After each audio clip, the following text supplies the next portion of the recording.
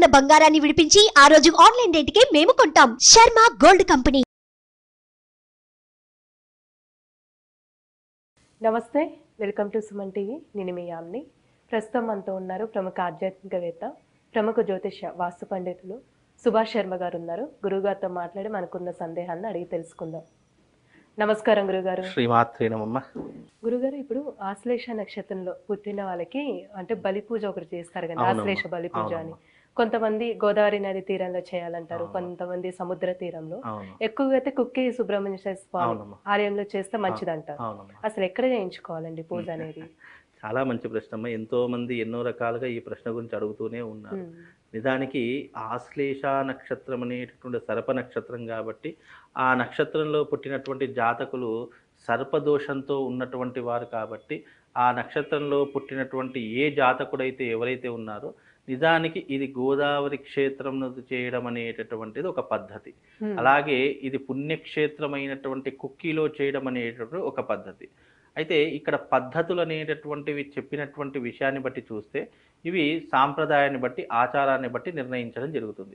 ఇప్పుడు కుక్కీలో చేసేటటువంటి పద్ధతులన్నీ కూడా వాళ్ళకు సంబంధించినటువంటి పద్ధతులు అప్పటి నుండి పురాతన నుంచి ఎలాగొచ్చాయో ఆ రకమైన పద్ధతులతో అక్కడ చేస్తూ ఉంటారు. అంటే అక్కడ సామూహికంగా అందరినీ గుంపులో గోవిందయ్య లెక్క, నలుగురితో నారాయణ లెక్క అందరినీ గుంపులో చేయిస్తూ ఉంటారు.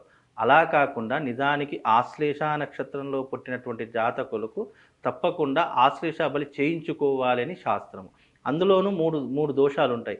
ఆశ్లేష నక్షత్రంలో పుట్టి కాలసర్పదోషం ఉంటే చేయవలసినటువంటి పద్ధతి ఒక రకంగా ఉంటుంది.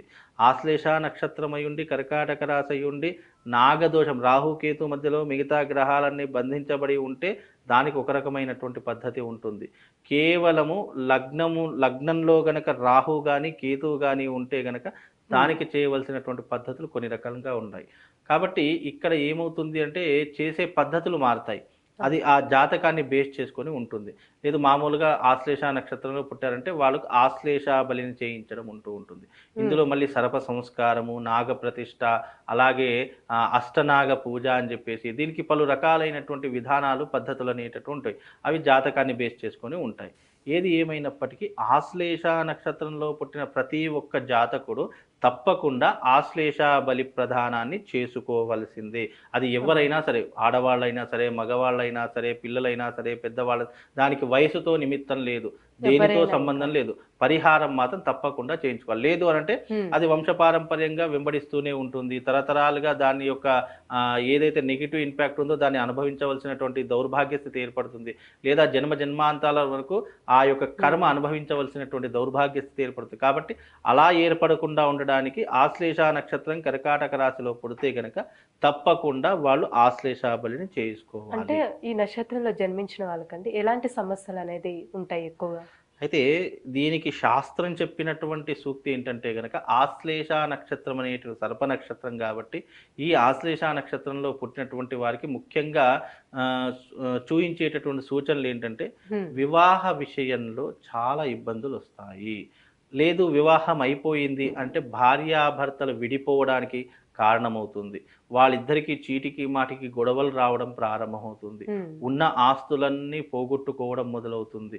లేదా తాతలు సంపాదించిందో, తండ్రులు సంపాదించిందో వాళ్ళ ఆస్తుల మీద పడి తినడమే తప్ప సంపాదించేటటువంటిది ఏదీ లేకుండా పోతుంది. అవగాహన లేకుండా పోతుంది.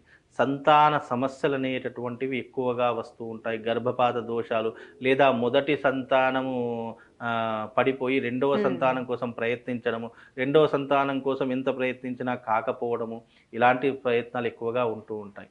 అలాగే ఆస్తుల విషయంలో కానీ, అన్నదమ్ముల విషయంలో కానీ, స్త్రీ విషయంలో కానీ ఎక్కువగా గొడవలు పడేటటువంటి సందర్భాలు, సిచ్యువేషన్లు ఏర్పడేటటువంటి అవకాశాలు ఉంటాయి. లేదో ఇంట్లో ఉన్నటువంటి వాళ్ళకు మనశ్శాంతి లేకపోవడం, చీటికి మాటికి మనం ప్రశాంతంగా కూర్చుందామంటే చాలు ఏదో ఒక నింద నెత్తి మీద పడడము, ఏదో ఒక మాట అనడము, దాంతో కోపము, ఆవేశము, ఉద్రిక్తత ఇవన్నీ రావడము, ఇలాంటి ఎక్కువగా జరిగేటటువంటి సంఘటనలు ఈ యొక్క ఆశ్లేష నక్షత్రంలో పుట్టినటువంటి జాతకులకు ఎక్కువగా ఉంటూ ఉంటాయి.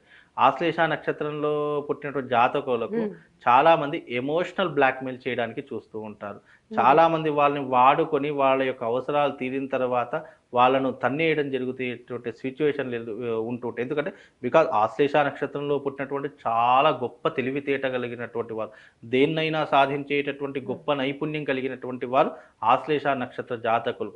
వాళ్ళకు ఉన్నటువంటి టాలెంట్ కానివ్వండి, వాళ్ళకు ఉన్నటువంటి శక్తి సామర్థ్యాలు కానీ ఏ నక్షత్రంలో ఉన్నటువంటి వారికి కూడా ఉండవు. బికాజ్ అంత గొప్పనైనటువంటిది ఆశ్లేష నక్షత్రం.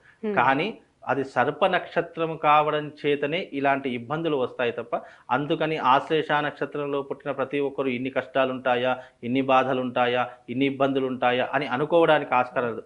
బికాజ్ కొన్ని నక్షత్రాల్లో పుట్టినటువంటి వారికి అవి తప్పనటువంటి పరిస్థితులు. ఇప్పుడు ఒక మనిషి పుట్టాడు, చావు పుట్టకలు ఏ రకంగానైతే తప్పించుకోలేము, ఆకలి బాధలు ఏ రకంగా తప్పించుకోలేము, నిద్రను ఏ రకంగా తప్పించుకోలేము, అలాగే కొన్ని నక్షత్రాల్లో పుట్టినటువంటి జాతకులు కొన్ని కర్మ ఫలితాన్ని అనుభవించవలసిందే. దానిని తప్పించుకోవడానికి అవకాశం లేదు. కానీ వాటన్ని తప్పించుకోవడానికి ఏదైనా మార్గం ఉంది, ఏదైనా అవకాశం ఉంది అని అంటే గనక అది ఆశ్లేష బలి ప్రదానం చేసుకుంటే ఇలాంటి వాటి నుండి మనం అధిగమించవచ్చు. అంటే ఇప్పుడు ఆశ్లేష బలి పూజ అనేది ఆశ్లేష నక్షత్రం ఉన్నప్పుడే ఎక్కువ చేస్తూ ఉంటారండి, అంటే మిగతా రోజుల్లో చేయొద్దంటారా? చేయొచ్చు. అది చాలా మంది అపోహ ఏంటంటే ఆశ్లేష నక్షత్రంలోనే చెయ్యాలి అనేటటువంటి విధానాన్ని ఎక్కువగా సర్క్యులేట్ చేశారు. కానీ అది ఎప్పుడైనా చేసుకోవచ్చు. కాకపోతే ఏంటి అంటే చాలా మంది ఇప్పుడు ఆశ్లేష నక్షత్రంలో చేసుకుంటే బాగుంటుంది అని ఎందుకు అంటాము అంటే కనుక, బికాజ్ ఆ ఆశ్లేష నక్షత్రం మీ జన్మ నక్షత్రం కాబట్టి మీ జన్మ నక్షత్రం రోజునే చేసుకుంటే తొందరగా పరిహారం అనేటటువంటిది జరిగి మీకు అనుకున్నటువంటి పనులు జరిగేటటువంటి అవకాశాలు ఉంటాయి అనేటటువంటి. ఇది చాలా మట్టుకు ఆశ్లేష నక్షత్రం ఉన్నటువంటి సామూహికంగా చేసేటటువంటి వాళ్ళకి, బికాజ్ ఆశ్లేష నక్షత్రం ప్రిఫరెన్స్ ఇస్తాము. లేదు మామూలుగా చేసుకునేటటువంటి వారికి ఎప్పుడైనా చేసుకోవచ్చు. దానికి పర్టికులర్ ఆశ్లేష నక్షత్రమే అని కాదు. ఇప్పుడు చాలామంది ఇండివిజువల్గా నేను ప్రత్యేకంగా చేయించుకోవాలండి, నాకు నలుగురితో వద్దండి, నాకు డబ్బులు ఎక్కువైనా పర్వాలేదు, నేను చాలా ప్రత్యేకంగా చేయించుకోవాలి, నాకు ప్రత్యేకమైనటువంటి అర్చనలు, ప్రత్యేకమైన బ్రాహ్మణులు కావాలి అని అనుకునేటటువంటి వాళ్ళు ఎప్పుడైనా చేసుకోవచ్చు. లేదు నెలకు ఒకసారి వచ్చే ఆశ్లేష నక్షత్రంలో చేసుకుంటాను అంటే కనుక ఆ నక్షత్రం వచ్చినప్పుడు సామూహికంగా జరుగుతాయి. ఇప్పుడు సికింద్రాబాద్ సైనిక్పూర్లో ప్రతి నెల సామూహికంగా ఆశ్లేష బలి అనేటువంటి మా ఆధ్వర్యంలో నిర్వహిస్తాం. తప్పకుండా మేము ఎవ్రీ మంత్ ప్రతి నెల ఆశ్లేష బలి ప్రధానాన్ని మేము చేస్తూనే ఉంటాం. దానికి నెల రోజులు ముందుగానే రిజిస్ట్రేషన్ చేసుకుంటే అప్పుడు వాళ్లకు ఈ నెల కన్సిడర్ చేస్తాము. ఈ నెల వాళ్ళకు మేమే ఫోన్ చేసి అయ్యా మీది ఈ రోజు కన్ఫర్మ్ అయిపోయింది, మీరు ఈ రోజు రండి అని చెప్పేసి మేమే ఇన్ఫార్మ్ చేస్తాం. అంటే ప్రతి నెల మేము ఆశ్లేష బలి చేస్తుంటాం. ఒక నెల ముందే రిజిస్ట్రేషన్ చేసుకో, అంటే వాళ్ళ పేర్లు గోత్రనామాలు అన్ని నమోదు చేసుకొని రిజిస్టర్లో ఎంటర్ చేసుకుంటే మేమే వాళ్ళకి కావాల్సినటువంటి డీటెయిల్స్ కానివ్వండి, ఎలా రావాలి, ఎక్కడికి రావాలి, దానికి కావాల్సిన పూజా వస్తువులు ఏంటి, ఏమేమి తీసుకురావాలి, ఎలాంటి బట్టలు వేసుకొని రావాలి, దానికి సంబంధించిన వివరాలన్నీ కూడా మేము చెప్పడం జరుగుతుందమ్మా. అందుకే ఆశ్లేష బలిలో ఆశ్లేష నక్షత్రంలో ఉన్నటువంటి వారు ఆశ్లేష బలి ప్రధానాన్ని తప్పకుండా చేసుకోవాలి. ఇప్పుడు ఈ నెల వచ్చేసరికి మనకు 8వ తారీఖు రోజున ఆశ్లేష బలి అనేటటువంటిది చేయడం నిర్వహిస్తున్నాం.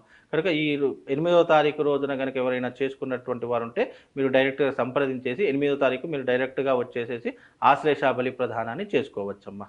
చాలా చక్కగా తెలియజేశారు గురుగారు, ధన్యవాదాలు. శ్రీమాత్రే.